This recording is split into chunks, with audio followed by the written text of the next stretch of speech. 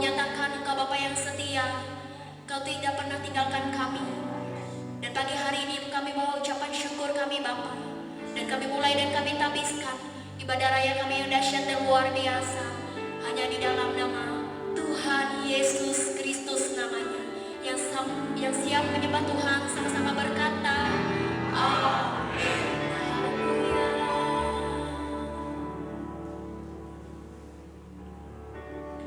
Kami mau nyatakan Kau Bapa yang setia.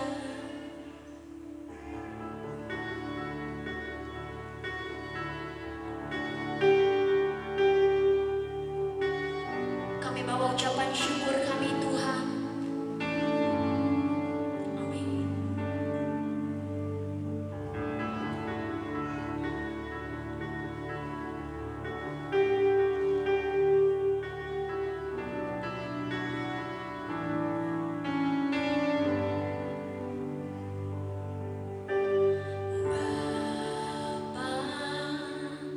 Kau setia,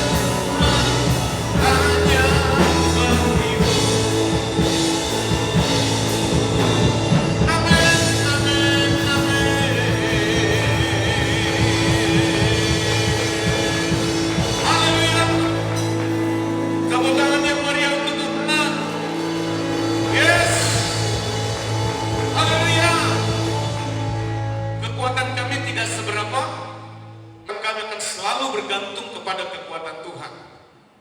Di saat Tuhan yang selalu pegang tangan kami percaya tangan Tuhan tidak pernah melepas tangan kami. Kami menerima tuntunan firman Allah. Kami sudah dimenangkan. Bahkan jiwa kami hari ini sudah bebas.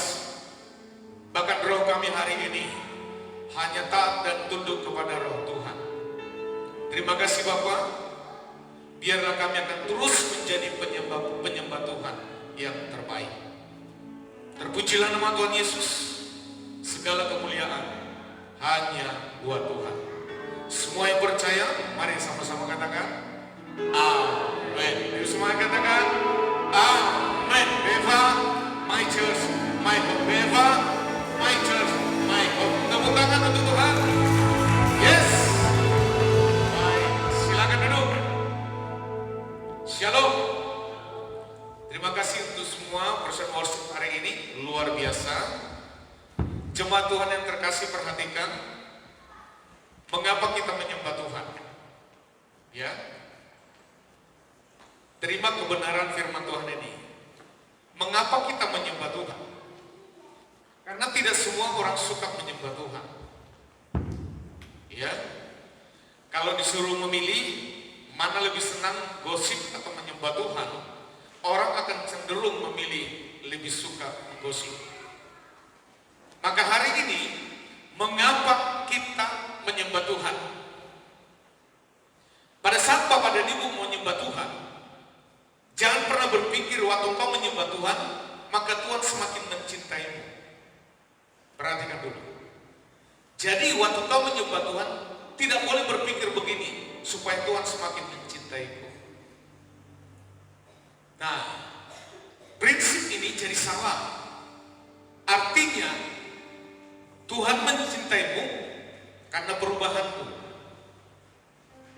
Maka perhatikan sekali lagi, mengapa kita menyembah Tuhan? Waktu kau menyembah Tuhan, bukan supaya Tuhan semakin mencintaimu. Kau menyembah Tuhan atau tidak menyembah Tuhan, Tuhan tetap mencintaimu. Katakan amin. Halo, amin. Jadi Tuhan mencintaimu bukan karena perubahanmu. Tuhan mencintaimu bukan karena situasi yang berubah. Tuhan mencintaimu bukan karena kau hari ini menyembah Tuhan, besok tidak menyembah Tuhan. Tidak. Maka perhatikan, mengapa kita menyembah Tuhan? Jangan pernah berpikir supaya kau diberkati Tuhan, supaya kita tambah disayang Tuhan. Bukan. Mengapa kita menyembah Tuhan? Karena kita adalah pribadi penyembah. Halo, perhatikan. Mengapa kita menyembah Tuhan? Karena engkau dan saya adalah pribadi penyembah. Kebenaran ini, status ini harus diterima. Harus menjadi sebuah kebenaran padamu. Jadi waktu kau menyembah Tuhan, bukan supaya Tuhan semakin mencintaimu, tapi Tuhan dari sananya sampai hari ini selalu mencintaimu. Katakan amin. Perhatikan sekali lagi, mengapa kita menyembah Tuhan? Karena engkau dan saya adalah pribadi penyembah. Maka ciptaan Tuhan yang terakhir dari seluruh ciptaan ini adalah manusia. Ciptaan Tuhan yang terakhir itu manusia. Ditutup dengan kata manusia. Didesain Tuhan. Maka engkau dan saya adalah ciptaan Tuhan yang terakhir. Mengapa? Supaya posisimu dan posisi saya adalah posisi yang menggantikan posisi Lucifer. Siapa itu Lucifer? Lucifer itu adalah penyembah malaikat Tuhan, penyembah Tuhan. Tapi karena Lucifer itu, malaikat Tuhan itu, pemimpin penyembah itu, akhirnya tidak taat kepada Tuhan, maka dia dibuang Tuhan dari surga. Halo? Maka mengapa engkau menjadi penyembah Tuhan? Karena menggantikan posisi Lucifer. Siapa itu Lucifer? Pemimpin penyembah Tuhan. Nah, pemimpin penyembah Tuhan ini Ternyata Tuhan tidak taruh lagi kepada malaikat Lucifer, tapi padamu, pada saya. Halo, katakan amin. Maka sukailah menyembah Tuhan. Engkau dan saya harus suka menyembah Tuhan, bukan karena di gereja, tetapi harus menjadi sebuah kebenaran padamu. Engkau menggantikan posisi Lucifer. Jadi waktu Lucifer tidak taat kepada Tuhan, Lucifer dibuang. Tapi waktu hari ini engkau jatuh dalam dosa, Tuhan tidak pernah membuangmu. Halo? Tuhan tidak pernah membuangmu. Tuhan tetap menyambutmu. Tuhan tetap mencintaimu. Maka kita baca satu nats firman Tuhan minggu yang lalu, Yohanes 5:8. Yohanes 5:8 dengan topik ketika saudara beristirahat, Tuhan bekerja. Perhatikan, ketika bapak ibu beristirahat, Tuhan bekerja. Kalau kau bekerja, Tuhan tidak mungkin bekerja padamu. Syaratnya dari surga engkau istirahat, Tuhan bekerja. Ya, pengertian yang lebih sederhana. Kalau engkau khawatir, engkau tidak pernah istirahat, khawatir, maka Tuhan tidak pernah bekerja padamu. Engkau harus berhenti dulu khawatir, maka Tuhan bekerja padamu. Katakan amin. Kita baca bahkan Yohanes 5:8. Lanjut Pak. Yohanes 5:8. Ya, kita baca bersama-sama. 1, 2, 3. Kata Yesus kepadanya, bangunlah, angkatlah tilammu, dan berjalanlah. Perhatikan, Yesus berkata kepada si lumpuh itu, bangunlah. Si lumpuh tidak punya dasar untuk bangun karena dia lumpuh. Apalagi disuruh angkatlah tilammu.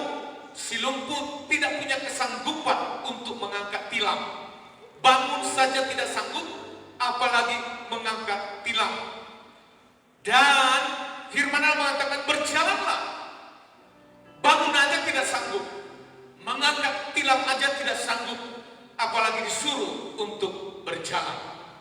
Maka perhatikan, waktu si lumpuh ini istirahat, dia istirahat, cara berpikirnya istirahat, karena selama ini dia ditaburi oleh kebenaran Taurat, oleh ahli Taurat. Hanya kesembuhan bisa kau peroleh pada waktu masuk ke kolam Bethesda tadi. Perhatikan, 38 tahun si lumpuh, dia tidak pernah beristirahat untuk menerima kesembuhan. Pikirannya tidak pernah istirahat bagaimana caranya untuk menerima kesembuhan. Pikirannya yang tertuju kepada kolam Bethesda. Kalau lagi berbonceng, siapa yang melompat duluan, itu yang sembuh. Itu cara berpikir si lumpuh selama 38 tahun. Dan dia tidak pernah istirahat dari cara berpikir itu. Maka perhatikan, waktu Yesus mengatakan bangunlah, waktu Yesus mengatakan angkatlah tilammu, waktu Yesus mengatakan berjalanlah, saat itu juga cara berpikirnya si lumpuh dimasuki cara berpikirnya Kristus. Amin. Maka izinkan engkau dan saya boleh berpikir, tapi seberapa lama kekuatan untuk berpikir, itu pasti ada satu titik kau tidak sanggup untuk berpikir. Maka ketidaksanggupan untuk berpikir, istirahatlah, supaya Tuhan bekerja melalui pikiran. Kristus masuk padamu. Si lumpuh 38 tahun, capek cara berpikirnya untuk menerima kesembuhan. Waktu firman Tuhan masuk padanya, bangunlah, angkatlah tilammu, dan berjalanlah, maka kesembuhan hari itu juga ada pada si lumpuh. Maka perhatikan sekali lagi, ya, ciptaan Tuhan yang terakhir tadi siapa? Manusia. Ngomong kanan kiri, ciptaan terakhir saudara. Kalau sudah yang terakhir berarti sudah ditutup kan? Betul tidak? Berarti tidak ada lagi. Tidak ada lagi ciptaan yang baru. Ditutup dengan manusia. Artinya ciptaan terakhir begitu penting. Boleh ada pendahuluan, tapi kalau tidak ada penutup, percuma. Pertama, Tuhan yang membuka. Yang kedua, Tuhan yang menutup. Pertama, Tuhan yang menciptakan langit dan bumi ini. Terakhir, Tuhan yang menutup, menciptakan manusia. Maka kau dan saya dijadikan Tuhan menjadi penyembah. Katakan amin. Halo, amin. Menggantikan siapa? Lucifer. Siapa itu Lucifer? Pemimpin penyembah Tuhan. Waktu dia tidak taat pada firman, dibuang. Hari ini kau dan saya tidak taat firman Tuhan, Tuhan tidak buang. Betul tidak? Halo? Hampir setiap hari kita itu tidak taat pada firman, tapi Tuhan tidak pernah membuangmu. Maka Tuhan menjadikanmu menjadi penyembah Tuhan. Namanya penyembah harus menyembah Tuhan. Setuju katakan amin? Semua penyembah amin? Maka engkau dan saya sebagai penyembah ini harus menyembah Tuhan. Tidak boleh menyembah lain. Saudara sekarang memiliki identitas yang sama, yaitu penyembah. Maka golmu di bumi ini penyembah. Maka ditutup nanti juga di sorga, kita semua juga jadi penyembah. Pembukaan pertama, engkau dan saya dijadikan Tuhan penyembah. Penutup nanti di bumi ini, kau dijadikan Tuhan juga penyembah. Sehingga nanti di sorga yang awal dan penutup, engkau dan saya posisinya sama, menjadi penyembah-penyembah. Jadi penyembah Tuhan. Maka gereja kita tidak bisa terlepas dari penyembahan. Amin. Halo, amin. Bahkan posisi menerima firman dan posisi menjadi penyembah di dalam jumlah jam itu hampir sama di gereja kita.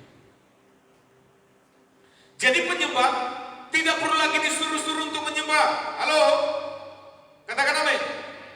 Penyembah itu tidak perlu lagi disuruh-suruh menyembah, tapi sudah lahir menjadi penyembah.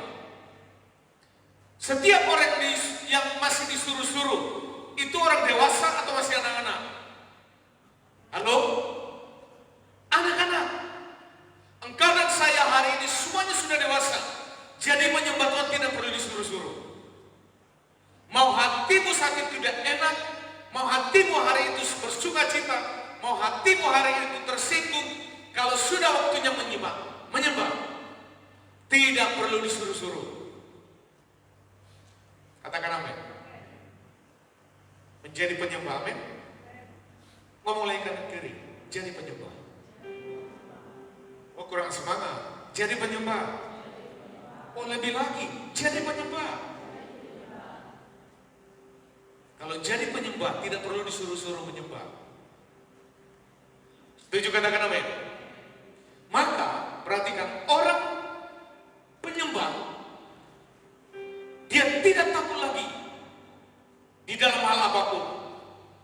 Bahkan di dalam menabur waktunya, bahkan di dalam menabur talentanya, bahkan di dalam menabur keuangannya, finansialnya, dia tidak akan pernah takut lagi. Karena apa yang dipersembahkan itu sebagai bentuk penyembahan. Waktu kau melayani Tuhan di sini dengan talenta itu juga sebagai bentuk penyembahan.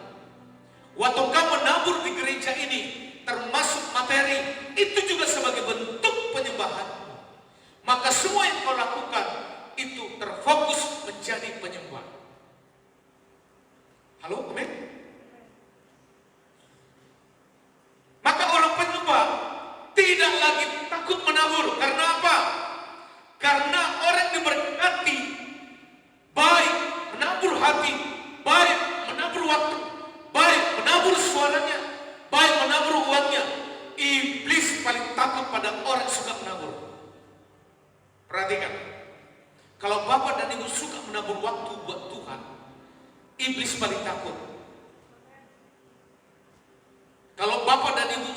menabur fisik ini buat Tuhan, iblis paling takut. Kalau Bapak dan Ibu suka menabur tentang materi, iblis paling takut. Karena apa?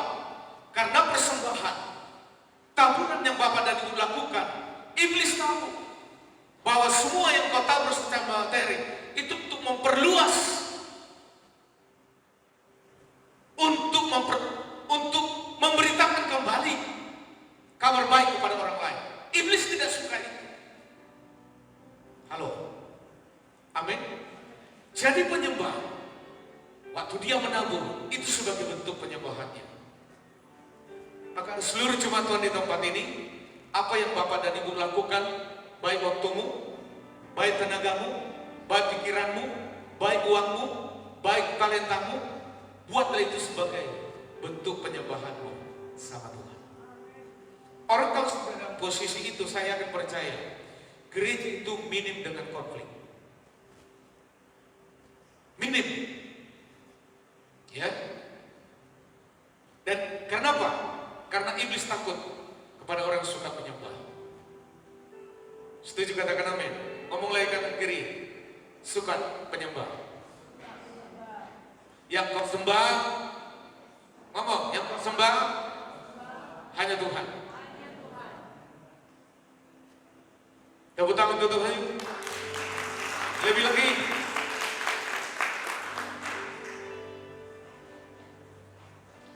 Maka mulai hari ini, penuhi hatimu dengan kasih karunia Tuhan. Katakan amin. Supaya apa? Supaya di saat Bapak dan Ibu hampir putus asa, sembuh dan sembuh terserah.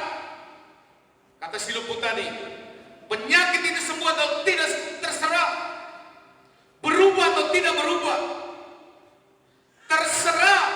Seperti si lumpuh 38 tahun tadi, terserah. Maka waktu Yesus bertanya, mau kau sembuh? Jawabannya juga terserah. Dia sudah putus asa. Dia tidak ada solusi lagi. Bagi dia pikirannya selama 30 tahun, kesembuhan dari lumpuh hanya bisa masuk ke kolam Bethesda.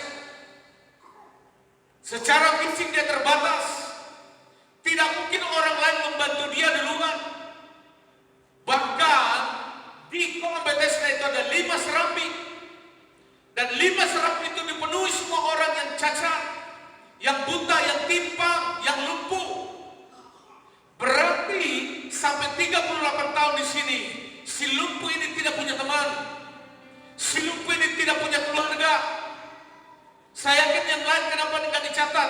Karena mungkin yang lain itu punya saudara. Mengapa dibutuhkan orang lain pada saat itu? Karena waktu kolam itu, Bethesda itu, airnya tergoncang yang pertama. Siapa yang terjun duluan? Siapa yang lompat duluan? Itu yang sembuh, itu syarat utama. Dan itu yang masuk dalam pikiran si lumpuh tadi. Maka ram dia untuk sembuh itu tidak ada. Makanya waktu Yesus bertanya, mau kau sembuh? Terserah. Mau kau sembuh? Terserah. Jadi kalau si lumpuh itu disembuhkan oleh Tuhan Yesus, itu bukan karena jawaban si lumpuh itu benar. Bukan. Karena memang si lumpuh tidak punya harapan lagi. Disuruh temannya untuk membawa dia ke tepi kolam Bethesda tadi. Tidak ada yang mau. Karena bagaimanapun saudara yang lain pasti mengutamakan saudaranya. Jadi tidak ada harapan. Maka dalam hidup dan hidup saya, kalau ada persoalan sudah begitu lama, jangan ngomong, terserah. Bodoh amat. Ajukan perkara ini di hadapan Tuhan. Katakan amin. Dan istirahatlah untuk menyalahkan diri. Istirahatlah untuk menyalahkan orang lain. Istirahatlah untuk menyalahkan lingkungan. Istirahatlah untuk menyalahkan, untuk berhenti menyalahkan siapa pemimpinmu. Karena kalau kau dan saya tidak istirahat, maka Tuhan tidak bekerja. Kau harus istirahat dulu. Karena istirahat itu artinya percaya. Waktu kau percaya baru Tuhan bekerja.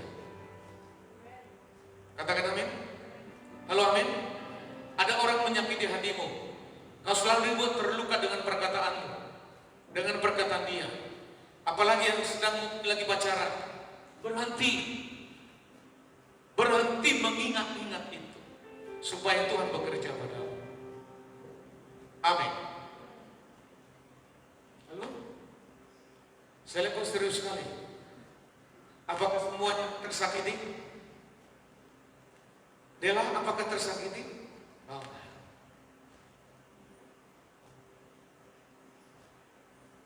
Saya mau lihat dulu semua. Senyum sekali ya. Bang Adit senyumnya luar biasa. Di belakang sana sampai di pipinya melempung gitu ya. Karena udaranya disimpan di dalam mulut. Sekali lagi perhatikan. Maka perhatikan. Saudara dan saya mulai hari ini harus mengisi pikiranmu dengan kasih karunia. Ya. Di saat kita hampir putus asa, maka istirahatlah. Maka di saat saudara terikat dengan hal-hal yang lain, misalnya drakor, misalnya juga dracin, drama Cina. Ya, Anda terus dicekoki itu. Paling tidak, kalau ada masalah, saudara akan punya bayangan-bayangan tadi drakor tadi. Ya, supaya apa? Supaya terjadi apa yang terjadi di drakor itu terjadi dalam hidupmu. Dan hidup seperti itu sama. Engkau harus memasuki pikiran-pikiran kasih karunia. Saya tidak mengatakan nonton drakor itu salah, tidak. Tapi kalau itu menjadi hal yang sangat penting dalam hidupmu, maka minimal selalu ada bayang-bayang. Halo? Maka dengan apa hatimu diisi? Dengan itu juga pola pikirmu. Omongkan kiri, dengan apa hatimu diisi? Dengan itu juga pola pikirmu. Setuju? Kalau hatimu diisi selalu dengan kebencian, maka pola pikirmu itu juga kebencian. Kalau hatimu itu selalu disakiti dengan perasaan terluka, maka pola pikirmu itu juga adalah pola yang selalu terluka. Mari kita belajar supaya kita tidak salah mengisi pola pikir kita ini. Sumbernya dari mana? Ya, apa bahan yang harus Bapak dan Ibu isi? Karena dunia ini juga berpeluang besar untuk mengisi pola pikir kita. Apa yang kau lihat itu berpeluang besar untuk mengisi pola berpikirmu. Apa yang kau dengar itu juga berpeluang besar untuk mengisi pikiranmu. Apa yang kau mainkan di media sosialmu itu juga berpeluang besar untuk mengisi pola berpikirmu. Berapa tahun yang lalu saya katakan, jagalah hatimu di dalam segala kewaspadaan. Tetapi ada lagi yang perlu diingatkan, jagalah jari-jarimu ini di media sosial. Jangan media sosial itu menjadi tempat curhatmu. Engkau tersakiti, engkau ungkapkan di media sosial itu. Walaupun bahasanya bahasa abstrak, tetapi setiap orang yang mengenal pasti tahu tujuan bahasa abstraknya itu. Hati-hati dengan jari-jari. Ngomong kanan kiri, semua punya jari-jari.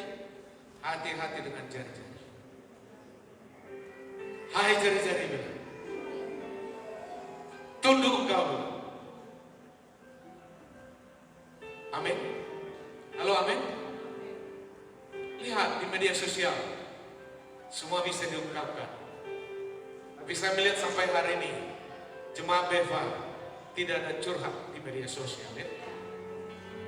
Halo, amin. Saya lihat Bang Benny tetap aja kokoh, walaupun ada masalah ya. Saya lihat Dela tetap aja kokoh, walaupun ada masalah. Ya, saya lihat GG, dia sih hampir tidak ada, gitu ya. Karena belum ada yang dimasalahkan, kan gitu. Halo, ibu-ibu rumah tangga saya lihat, karena seluruh jemaat saya lihat, hampir berteman dengan saya, hampir tidak ada kasus. Tepuk tangan untuk Tuhan dong. Amin. Nah, hari ini kita belajar dengan apa engkau isi pola pikirmu. Pertama, pola pikir si lumpuh itu diisi dengan pola pikir Yesus. Ya. Pola pikir si lumpuh diisi dengan pola pikir Yesus. Pola pikir firman. Kembali lagi Yesaya 58 berkata, kata Yesus kepadanya, ya 1, 2, 3, bangunlah, angkatlah tilangmu dan berjalanlah. Pola pikir si lumpuh ini tidak ada seperti ini sama sekali.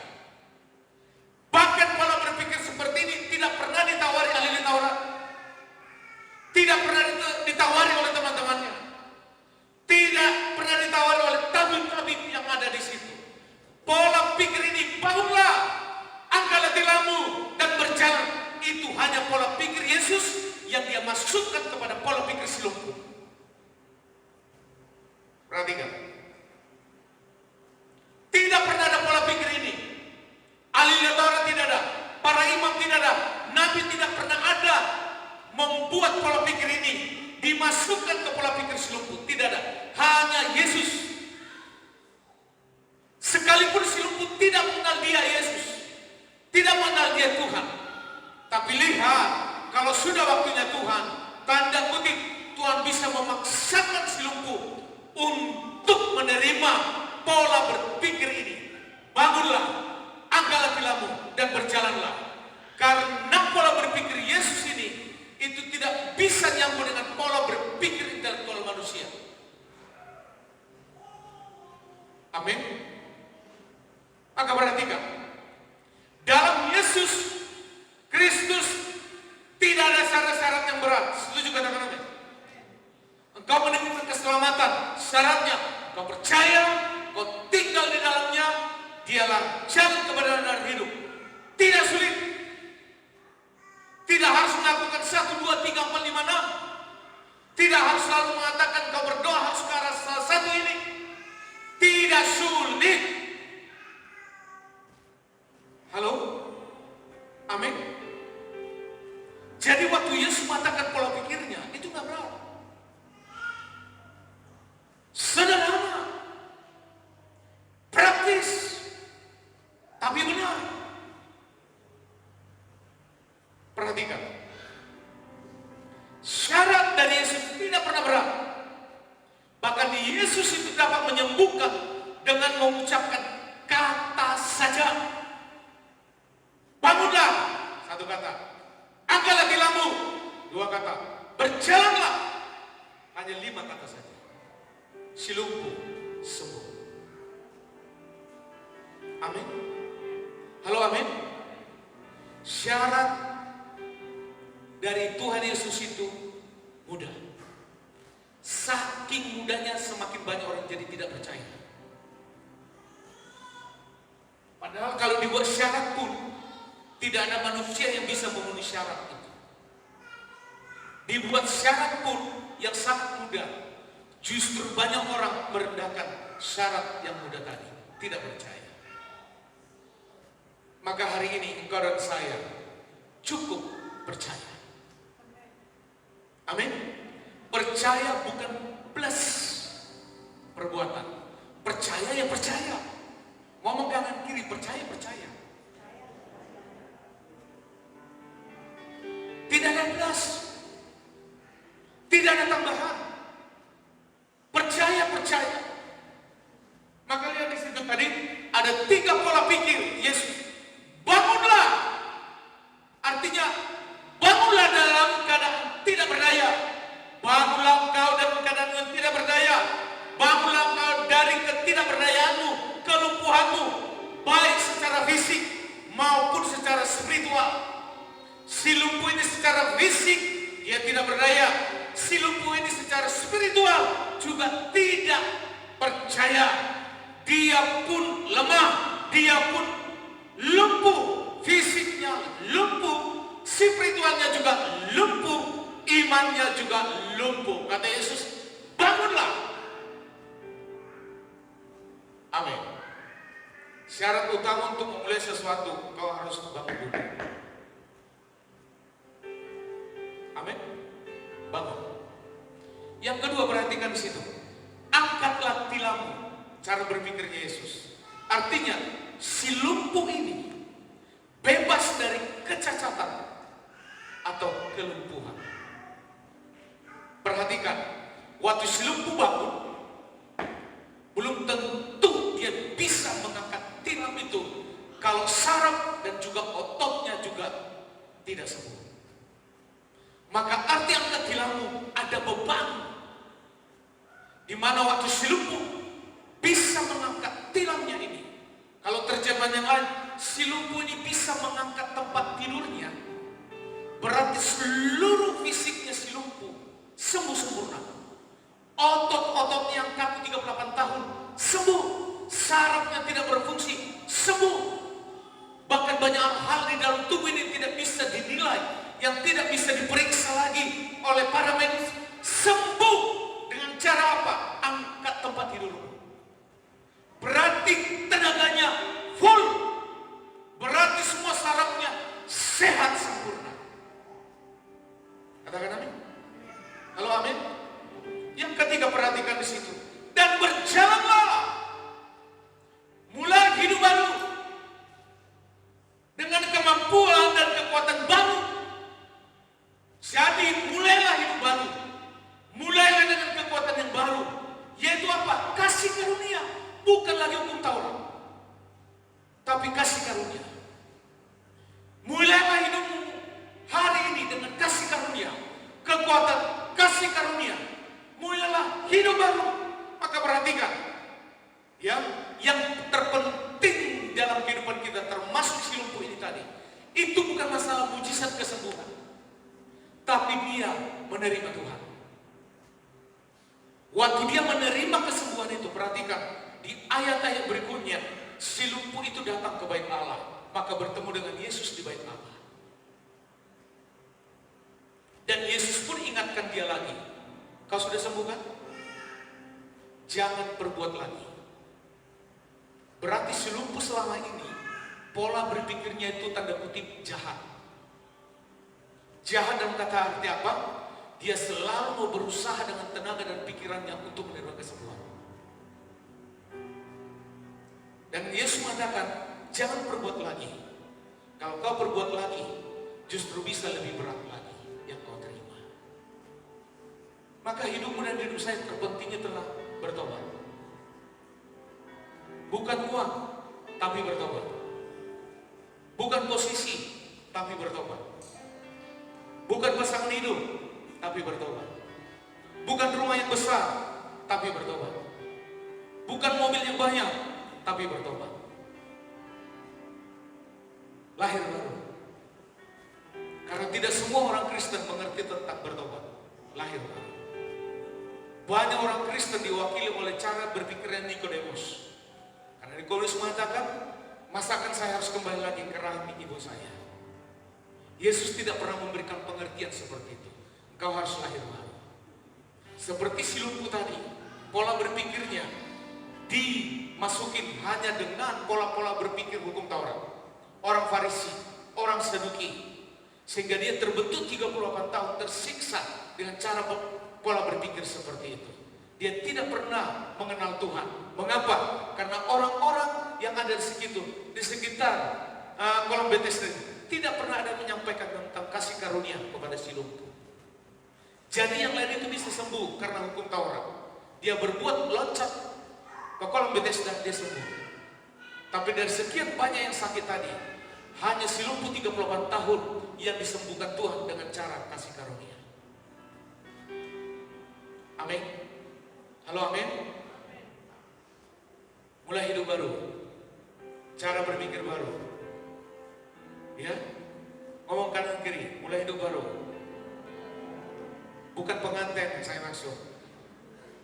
Ya, bukan. Tapi lahir baru. Lahir baru itu berarti mulai hari ini kau harus mengisi pola pikirmu dengan kasih karunia. Bukan lagi dengan hukum Taurat. Yang kedua, perhatikan. Lanjut, kita baca bersama-sama. Pola pikir orang-orang Yahudi diisi dengan hukum Taurat. Ya, kita baca Yohanes 5:10. Yuk 1, 2, 3. Karena itu orang-orang Yahudi berkata kepada orang yang sembuh itu, hari ini hari Sabat bos, terus dan tidak boleh engkau memikul tilam. Kalau perhatikan, seharusnya orang Yahudi senang dong dengan kesembuhan itu, betul tidak? Tapi itu jadi bencana buat orang Yahudi, karena selama ini yang mereka ajar kepada orang-orang yang sakit itu hukum Taurat. Kau harus lompat dulu baru sembuh. Yesus datang dengan pengajaran yang baru. Gak perlu, kau hanya tinggal percaya. Tanpa melompat ke kolam Bethesda, engkau sembuh. Maka dengan adanya kontradiksi ini, orang Yahudi hukum Taurat, Yesus datang dengan konsep kasih karunia Tuhan. Dari sekian banyak orang yang sakit tadi disembuhkan dengan cara hukum Taurat. Sedangkan yang satu ini 38 tahun disembuhkan dengan kasih karunia. Lihat apa yang dilakukan oleh Yesus itu sangat berlawanan dengan orang-orang Yahudi. Maka kesembuhan yang sakit lumpuh 38 tahun itu tidak menjadi kabar sukacita buat orang Yahudi, tetapi jadi masalah. Halo, orang kalau sudah pikirannya itu selalu salah, apapun yang dia dengar tentang kebenaran tetap salah. Orang kalau sudah mengklaim dirinya, dia terus yang paling benar. Padahal cara berpikirnya itu salah. Bahkan firman Tuhan yang masuk pun dengan kebenaran yang mutlak tetap saja salah itu firman.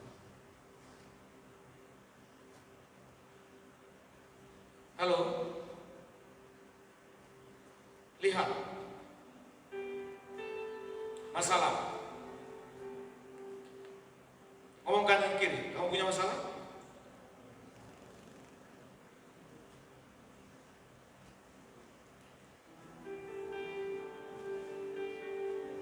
Perhatikan, di situ orang Yahudi pemahaman keliru tentang Sabat. Yang dimasalahkan Sabat kan? Kalau perhatikan, yang dimasalahkan orang Yahudi apa tadi? Sabat. Dan yang masalahkan lagi, si lumpuh angkat tilam. Tidak kabar sukacita. Jadi kalau bapak dan ibu menerima sang kasih karunia, belum tentu saudaramu suka. Belum tentu satu keluargamu suka. Belum tentu orang-orang di sekitarmu suka. Dan itu Alkitabiah. Gak apa-apa, dia lagi mau main bass ya. Nah, yang penting yang lain aja aman. Karena itu gak mungkin diangkat kan. Nah, lihat lagi.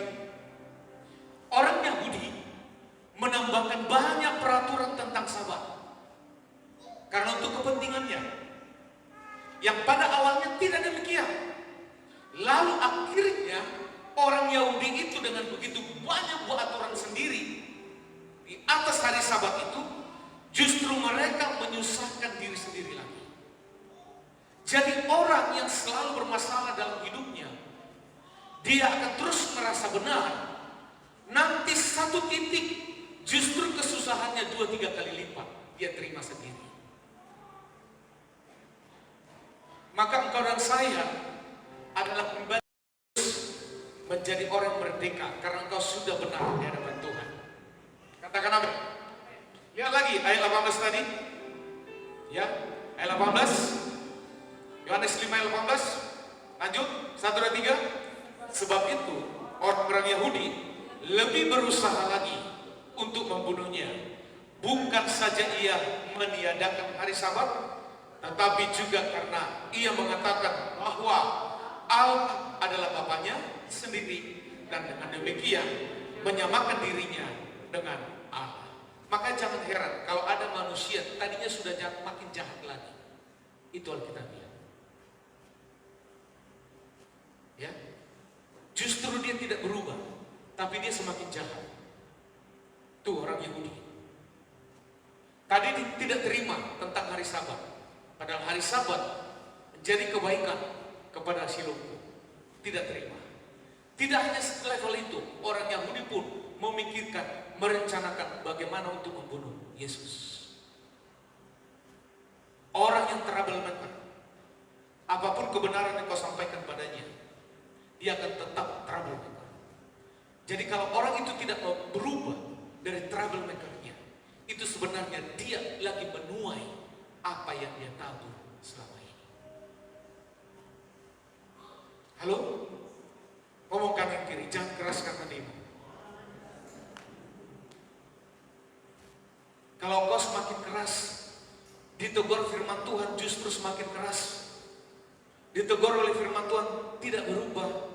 Ingat, Tuhan tidak pernah menghukummu, tetapi kekerasan hatimu itu sudah menjadi hukuman bagimu.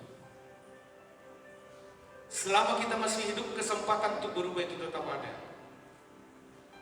Jangan sampai selesai kita mengakhiri ini, pola berpikir tadi tidak berhenti. Yang ketiga, yang terakhir, sebelum yang keempat. Ya, yuk lanjut yang ketiga, Bang. Mari lihat pola pikir Yesus. Hari ini ayo masukin pola berpikir Yesus. Matius 12:8. Yohanes 1:3. Karena anak manusia adalah Tuhan atas hari Sabat. Jadi waktu Yesus ngomong seperti ini, sebenarnya orang Yahudi itu nggak perlu komplain lagi. Karena apa? Anak manusia. Karena apa? Yesus adalah Tuhan atas hari Sabat. Artinya hari Sabat itu di bawah Tuhan. Hari Sabat itu di bawah otoritasnya Yesus. Bukan hari Sabat itu di atasnya Tuhan. Nah, orang Yahudi sudah memposisikan hari Sabat itu di atasnya. Di atasnya Tuhan. Kalau terjemahan yang lain, tetapi hari Sabat diadakan untuk kepentingan manusia. Hari Sabat diadakan untuk kepentingan siapa? Manusia. Bukannya manusia untuk kepentingan hari Sabat. Perhatikan, Sabat diadakan untuk kepentingan manusia. Apa itu kepentingan manusia? Ibadah. Apa itu kepentingan manusia? Menerima kesembuhan. Apa itu kepentingan manusia? Bertemu dengan Tuhan. Jadi kalau situasi seperti ini, pas ada hari Sabat hari Minggu, itu benar di hadapan Tuhan, karena itu untuk kepentinganmu. Amin. Beribadah itu untuk kepentingan siapa? Manusia. Kesembuhan itu untuk kepentingan siapa? Halo, dijawab. Siapa? Manusia. Coba lihat, anak kecil itu juga manusia, jadi lihat saya aja. Ya. Nah, ingat sekali lagi, waktu hari Sabat, kau bertemu Tuhan untuk kepentingan. Katakan apa? Jadi, bukan manusia untuk kepentingan Sabat. Artinya mengangkat tilam. Yesus adalah Tuhan atas Sabat. Jadi waktu si lumpuh angkat tilam, itu untuk kepentingannya. Waktu si lumpuh angkat tilam, itu berarti posisi dia tidak menyalahi hari Sabat. Karena untuk kepentingannya bertemu Tuhan, menerima kesembuhan. Ya, di sini kita melihat bahwa Yesus bebas untuk melakukan segala jenis aksinya. Ayat 17, apalagi yang diperbuatnya itu adalah untuk perbuatan yang baik. Jadi hari ini engkau menghargai hari Sabat untuk kepentinganmu, dan Yesus membenarkan hal itu. Engkau menerima segala sesuatu yang baik hari ini, termasuk kesembuhanmu. Itulah hari Sabat. Sabat itu di bawah manusia. Katakan amin. Yesus bukan pelanggar hari Sabat. Di mana wewenangnya ada pada dirinya sendiri. Sebab Dia adalah Tuhan atas segalanya, termasuk hari Sabat. Maka perhatikan, hari ini ambil satu keputusan. Solusi di saat Bapak dan Ibu ada masalah. Perhatikan, di saat ada masalah, solusinya seperti ini. Karena sampai kapanpun masalah proses hidup itu akan selalu ada. Tuhan tidak suruh engkau untuk menghindari. Tuhan tidak suruh engkau untuk belok kiri. Tuhan tidak suruh engkau untuk melihat ke kanan. Masalah itu ada di depan. Tuhan yang suruh engkau tetap ada menghadapi masalah itu. Kalau engkau bersama dengan tangan Tuhan, maka masalah di depan itu akan bisa engkau terus. Tidak perlu menghindar. Tidak perlu berdoa sama Tuhan, Tuhan jauhkan dari saya banyak masalah. Dan karena selama engkau dan saya masih hidup, proses hidup itu akan selalu ada. Yang harus selalu kau sampaikan dalam setiap masalah itu, engkau selalu berjalan dengan Tuhan, bersama dengan Tuhan. Itu yang terpenting, bukan masalahnya. Masalah yang terpenting itu engkau berjalan dengan Tuhan atau tidak. Maka kalau orang itu punya masalah kecil pun, kalau dia tidak berjalan dengan Tuhan, itu jadi masalah besar. Maka solusi di saat kita ada masalah, perhatikan, berdirilah di posisimu. Katakan amin. Lanjut Bang, Tuhannya Bang. Ya. Terus Bang. Lagi Bang. Karena ini terakhir Bang ya. Yo, yang kedua Bang, berdirilah di posisimu. Waktu kau punya masalah, perhatikan. Apa yang harus kau ambil? Berdirilah di posisimu. Posisimu itu siapa? Saudara dan Tuhan. Itu posisimu. Saudara orang benar. Itu posisimu. Saudara orang diberkati Tuhan. Katakan amin. Itu posisimu. Berdiri di situ. Kalau ada masalah, kau berdiri di situ. Saya dan Tuhan. Saya orang benar. Saya orang diberkati Tuhan. Saya bukan orang miskin. Saya orang benar. Saya pewarisnya Tuhan. Berdiri engkau di situ. Kalau ada masalah. Saudara bukan peminta-minta, tapi saudara adalah waris. Berdiri di situ. Saudara bukan lagi orang lumpuh, tetapi pribadi yang sudah merdeka. Berdiri di situ. Pribadi yang sudah dibebaskan. Berdiri di situ. Bukan lagi pribadi yang dibelenggu, tetapi pembawa kebenaran kasih karunia. Berdiri di posisi itu, maka masalah apapun kau pasti bisa atasi. Yang kedua, apa? Istirahatlah. Ngomong kanan kiri, istirahatlah. Oi, lebih serius lagi, istirahatlah. Lebih sungguh-sungguh lagi, istirahatlah. Ini topik terakhir bukan berarti saya sempat tidur ya. Bukan, istirahatlah. Istirahat itu artinya sabar. Perhatikan. Istirahat itu artinya kamu berhenti dari segala keletihan fisik, dari segala keletihan intelektualmu, dari segala keletihan rencana-rencanamu, supaya Bapak dan Ibu itu fresh datang ibadah kepada Tuhan dan bertemu Tuhan. Jadi setiap datang ibadah pada saat hari ini seperti ini, engkau sudah fresh. Jangan habiskan waktumu hari Sabtu sampai begadang malam, sampai pagi-pagi subuh, sehingga sampai di gereja ini hari Sabat itu yang matamu tinggal sisa 30 hari. Itu nggak boleh. Harus fresh. Katakan amin. Halo amin. Yang lagi pacaran, jangan sampai engkau bergosip-gosipan sampai jam 4 pagi. Berhenti supaya besoknya engkau fresh. Ibadah Sabat. Amin. Halo amin. Amin Bang Adi. Amin. Ya. Terus istirahatlah. Arti istirahat itu percayalah. Percaya penuhlah pada Tuhan. Maka perhatikan, Berhenti khawatir. Ngomong kanan kiri. Berhenti khawatir. Supaya Tuhan bekerja di atas kekhawatiran itu. Amin. Berhenti khawatir. Ngomong lagi. Oh serius nih, ngomong sungguh-sungguh. Berhenti khawatir. Ngomong lagi supaya Tuhan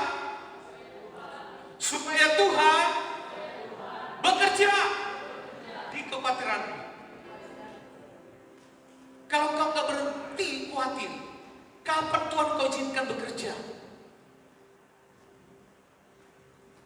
Capek itu khawatir. Setiap hari berpeluang besar untuk khawatir, betul tidak? Berhenti. Kalau kau khawatir 1-2 menit, bolehlah. Kalau firman Tuhan mengatakan jangan sampai matahari terbenam. Tapi itu kan sudah terlalu lama kalau khawatir itu muncul jam 6 pagi. Betul tidak? Berarti ditutup sebelum matahari terbenam, berarti jam 6 sore. Berarti berapa jam khawatirnya? 12 jam. Makanya pilih-pilih lagi ada masalah pagi-pagi. Biarlah kekhawatiranmu itu puncak-puncaknya itu setengah 6 sore. Supaya sisa khawatir itu cuma setengah jam. Karena kalau sudah matahari terbenam, berhenti. Amin.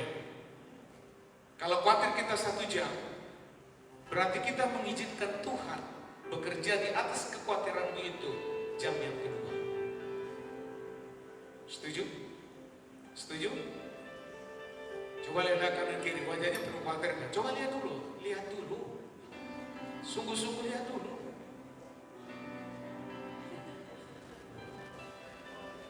Ya. Berhenti mengandalkan kekuatan sendiri, supaya Tuhan memberikan kekuatan padamu, ya. Amin, ya. Kalau saudara tidak percaya,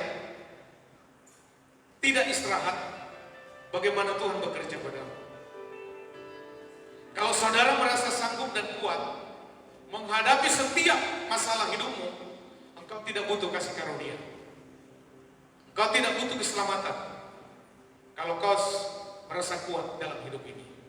Kalau saudara sanggup melakukan seluruh perintah orang, perintah Allah, saudara tidak butuh kasih karunia Allah.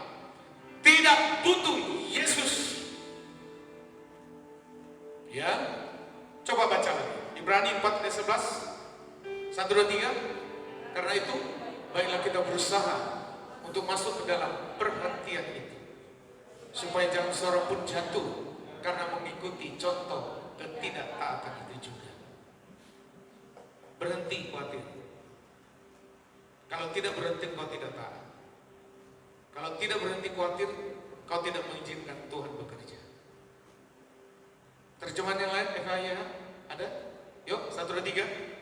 Marilah kita sungguh-sungguh berusaha memasuki tempat perhentian itu. Dan berhati-hati, jangan sampai kita melawan Allah. Seperti yang dilakukan bangsa Israel, sehingga mereka tidak dapat masuk. 2 juta orang Israel mati di padang gurun karena keras hati. Jangan. Lagi, Ibrani 4 ayat 6, 1, 2, 3. Jadi jelas bahwa ada sejumlah orang akan masuk ke tempat perhentian itu, sedangkan mereka yang kepadanya lebih dahulu diberitakan kabar kesukaan itu tidak masuk karena ketidaktaatan mereka. Karena itu kita harus berusaha untuk masuk ke dalam perhentian itu. Paksakan dirimu untuk istirahat. Amin. Paksa. Isi pikiranmu dengan firman supaya kau kuat. Maka tujuan semuanya ini supaya di dalam nanti perhentian yang rohani dan kekal, perhentian kasih karunia di dunia ini ada saatnya, dan perhentian itu semuanya untuk kemuliaan di surga nanti. Karena di dalam Kristus di atas bumi ini kita akan selalu bersama Kristus nanti di surga. Amin. Ngomong kanan kiri lagi, berhenti. istirahatlah. Kau pasti percaya. Kita semua bangkit. Pemain musik, singer, haleluya Tuhan. Ya Yesusku,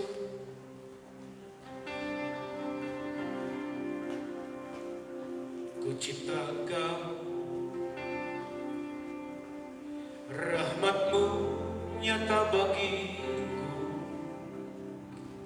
di dalam tangan-Mu.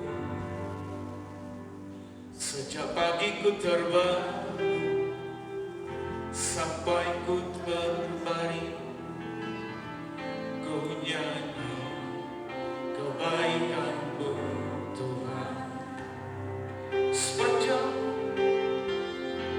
Sepanjang hidupku Kau setia, sepanjang hidupku Kau sangat baik.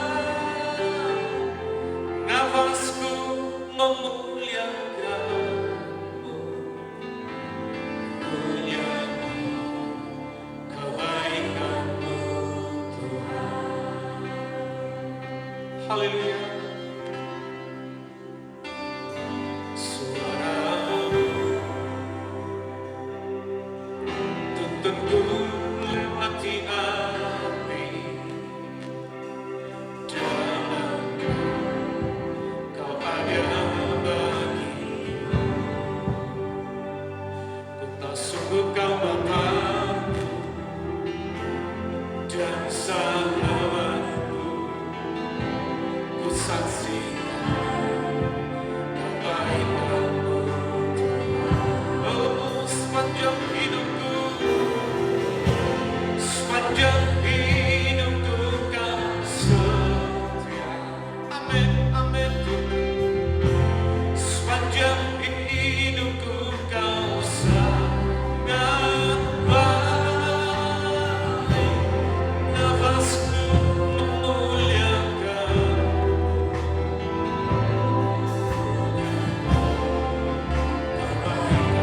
Haleluya.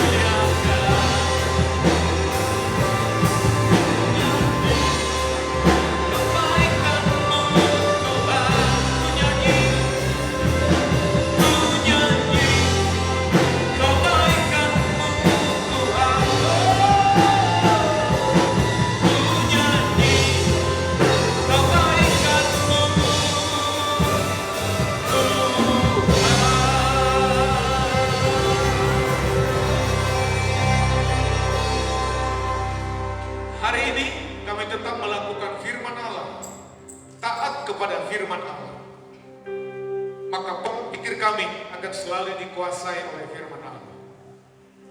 Mari semua angkat roti lebih tinggi dari atas kepala kita. Ini adalah tubuh Kristus. Tubuh Kristus yang tercabik-cabik ini diberikan padamu dan pada saya. Sehingga kalau ada dalam tubuhmu hari ini mengalami sakit penyakit, makan tubuh Kristus. Kalau Bapak dan Ibu ada rasa sakit di dada, makan dadanya tubuh Yesus. Kalau ada merasa sakit di ususnya, makan ususnya tubuh Yesus. Maka kesembuhan kau terima hari ini. Syaratnya tidak berat, kau hanya percaya. Di dalam nama Tuhan Yesus Kristus, waktu kami makan tubuh Kristus, kami bersatu dengan tubuh yang sempurna. Sehingga tubuh kami akan tinggal di bumi ini menjadi tubuh yang sempurna waktu kami bersama dengan Kristus. Dan kami sudah dikuasai oleh tubuh Kristus, dan kami sudah tinggal dalam tubuh Kristus. Maka hari ini kami mau memakannya bersatu dengan tubuh Kristus. Apabila Bapak dan Ibu percaya, mari kau makan di dalam nama Tuhan Yesus.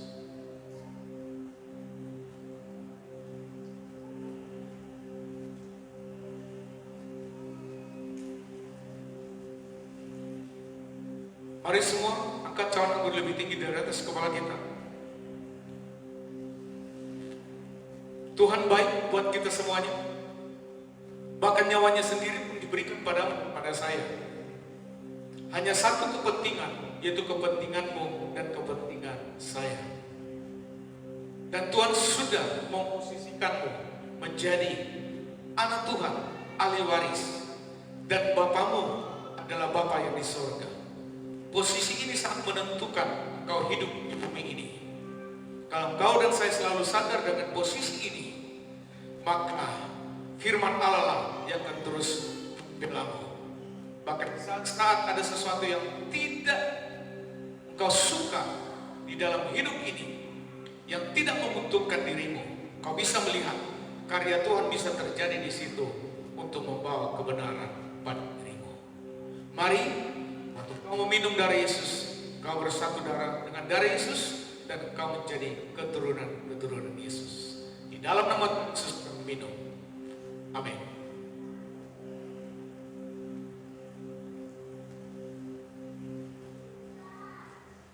Bersyukur di hadapan Tuhan. Haleluya Tuhan. Tuhan baik, dan Tuhan sungguh amat baik dalam kehidupan kami.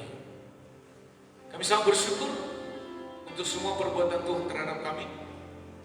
Diberkati juga seluruh keluarga, diberkati istri, diberkati semua mata pencarianmu, usahamu, bahkan sebagai pegawai negeri, aparat, kau diberkati, bahkan dalam pekerjaan yang hari ini kau sudah terima. Tuhan akan angkat engkau, dan Tuhan akan selalu promosikan dirimu. Terima kasih Bapak, diberkati setiap perjalanan hidup rumah tanggamu.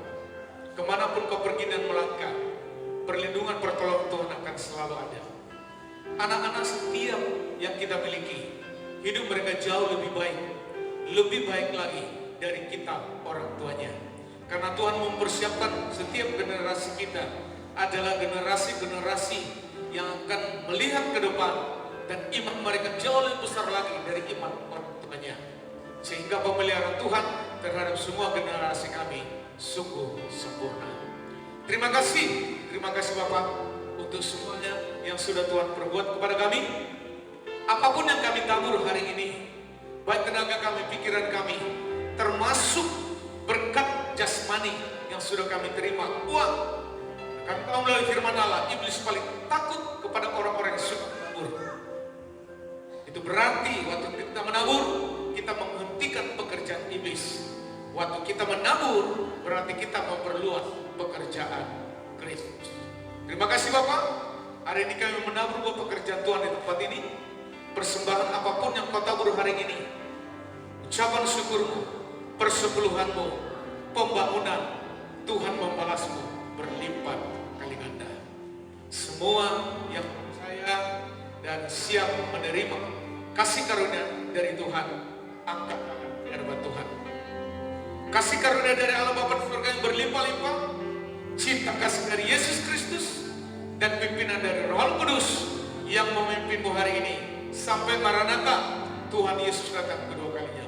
Semua yang percaya, mari sama-sama katakan, Amin.